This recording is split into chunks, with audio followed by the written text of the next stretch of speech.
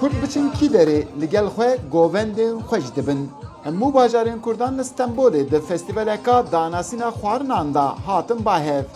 Di vê derê da xwarinên kurdewarî, şîrinayiya Amedê, Bastêqê Sêrtê, hingivê Çewlikê û gelek berhemên din balkişandin.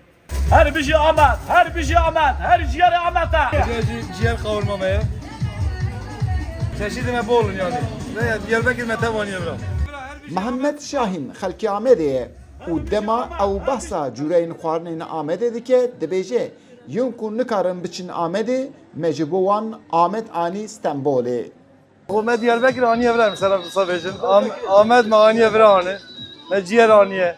Tandırma aniye, tırşık, kavurma, şırdan, bumbar. Sana ve mişli köfte me tamamı nane ko aniye bırak. Hem kozun. Yani icab nake benim Diyarbakır. Ben Diyarbakır aniye bırak. Amed di şîrinayî de jî gelek bi xwe bawer e. İbrahim Xelîl Atlı ew dibêje ez bawer nakim ku di dinyayê da ser şîrinayiya Amedê şîrinayî hebe. Ve festivala İstanbul'e çebu Ahmet'e çağatı şu Ahmet'e çivi meşhur bise kadayıf yiyen olarak meşhurun. Mecbugamiro tanıtım avülüfra bakın. Lezzet avülmüş emine tebeki. Yani kadayıf ya da bir numaralıyım şarafleşim. Sermara az inan hakim toprağa Diyarbakır memleketi Diyarbakır hariç sermara kesni kanı beyaz kadayıf çedik. Gelek Konfederasyonun Heremên Kurdan li Stenbolê hatin bahev. Serokê Komeleya Diyadinê jî ji dengê Amerîkayê re hestê xwe wiha ziman. Pederî milletê me maqseda me çiya bajarekî mezin İstanbulê 20 milyon insanê me li verê hene.